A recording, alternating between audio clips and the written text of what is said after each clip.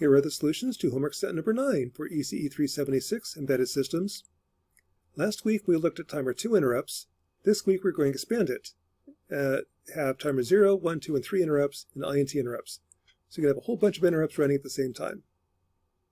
The first problem is measure time 200 nanoseconds using timer 0. So here's how timer 0 works. With timer 0 interrupt, it's got a counter called timer 0. When it wraps around to 0, it triggers the interrupt. So if I do nothing, let timer 0 run freely, it's going to count every clock edge, 100 nanoseconds per count. Timer 0 is a 16-bit counter, so it wraps around every 65,000 clocks, 6.5 milliseconds. If I have a second counter called time, that's the 32-bit global variable that increments the 17th bit, put the two together, I've got the total time. So here's timer 0 interrupt. It's every 6.5 milliseconds. It kicks in, keeps track of overflows. Put the two together, the high 16 bits plus the low 16 bits from timer 0, and display it. Here's what it looks like. So this is the time since reset. I've got the time in seconds with 7 decimal points. The smallest decimal point is 100 nanoseconds. What that's doing is I've got timer 0 interrupts running, measuring time 200 nanoseconds. Okay, with that, I can start measuring how long something takes to execute. So here's a wait millisecond routine, something we looked at before. How long does it take to wait 100 milliseconds? So what I'll do is I'll record the time before I call wait milliseconds, record the time afterwards, take the difference in time. That should be 100 milliseconds. If I try it, here's how long it really was. It was actually 0.0992260 seconds, or 992,260 clocks, basically 100 milliseconds. Now, anytime you try something, you want to test it against something where you know what the answer is. I know what this answer is, 100 milliseconds, and I can verify it. It's basically 100 milliseconds. A little bit off because the wait millisecond just counts, and C gives you roughly 1 millisecond per count. 100 counts is roughly 100 milliseconds.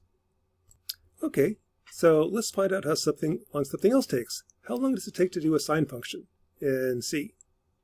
Well, to do that, I'll measure the time before I compute sine, the time afterwards. I'm kind of suspicious this takes a lot of time. So if I comment out this line of code, compile it, that was 2,600 bytes. Let's add that function, compile it. That's now 7,600. So this one line of code is 5,000 lines of assembly. If I download the new improved code, see how long it takes, that'll tell me how long it takes to compute the sine of A. So the code is still downloading. Still downloading. Takes a while because sine was 5,000 lines of assembly. Or 5,000 bytes. Still downloading. Still downloading. There it is. That's how long it takes to do a sine calculation. That is 21,000 clocks to do a sine, or 2.1 milliseconds. So with timer 0, I can measure time insanely accurately. So this is the sine function, 2 milliseconds. If I want to do how long is the LCD out, that was 15 milliseconds. How long does it take to hit a button 10 times? Tap, tap, tap, tap, tap, tap. That took me 1.1744636 seconds.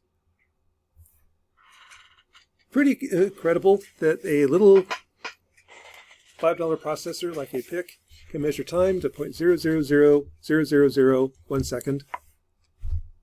It can do it. That's timer 0. Problem 2. Let's use INT interrupts along with timer 0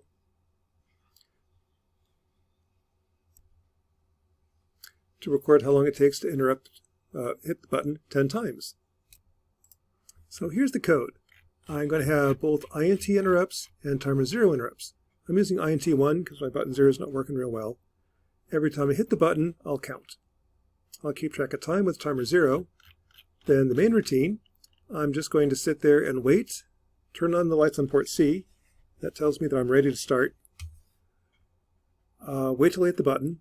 Once I hit it, start from 0. Turn off the lights, start from 0, record the time, wait until I hit the button 10 times. After I do that, record the time, display the time difference. So here's what that looks like. So the lights are on, I'm ready to start counting. Mark, get set, go. That was 1.0785429 seconds. Try again. 0.9509766 seconds. 1.0202438 seconds. Timer 0, I can measure time insanely accurately. Problem 3. Write a C routine that can play 4 notes at the same time. Now to do that, I want to play 4 different notes. I'm going to use 4 different output pins. Here's the note that I want. The number of clocks between interrupts is 10 million divided by 2 times hertz. So an interrupt every 60,672 clocks and so on. To do that, I'll have a prescaler of 1 for timer 0, 1, and 3, and A, B, and C to get you close for timer 2. Here's what the code looks like. When I interrupt, I'm going to set, this is how many clocks between interrupts. It takes about 40 clocks to trigger the interrupt, so I'm going to add 40 to it. This will toggle, or call the interrupt and toggle the corresponding pins. Interrupts do not conflict. So I've actually got 4 different frequencies running at the same time. I then have to set up all 4 interrupts, turn on timer 0, turn on timer 1, 2, and 3. Then if I look at these 4 pins, here's the frequency on RC0.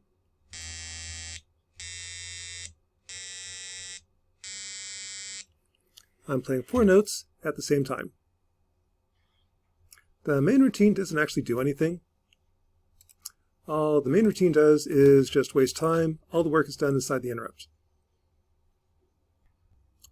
Finally, for this assignment, I'm going to build an iambic paddle. This uses 2 interrupts. The frequency is set by timer 0, the duration by timer 2. What I want to do is dits and dots. So this is a dit. 200 millisecond pulse, or signal. Here's a dash. Together, I can do dash dit,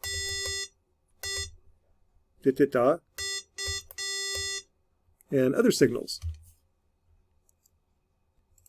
For example, to do NDSU, and N is dash dit, D dash dit dit, S, and U. That's an iambic paddle. The duration is set precisely using interrupts. Again, NDSU.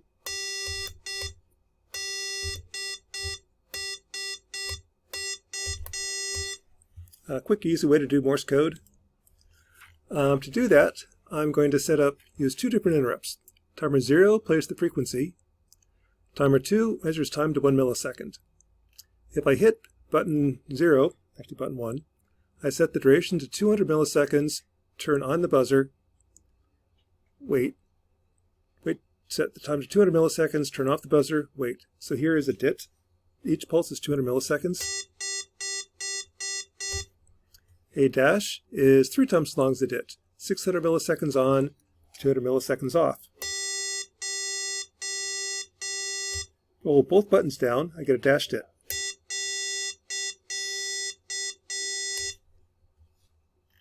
To check it, I can check the frequency using a frequency counter. It's 392.9 hertz.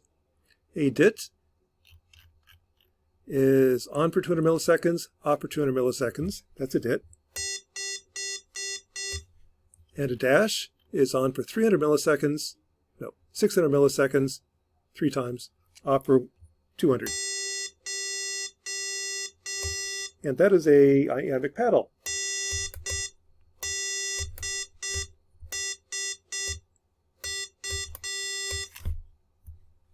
Stuff you can do with interrupts. And that is homework set number 9 for 376 Embedded.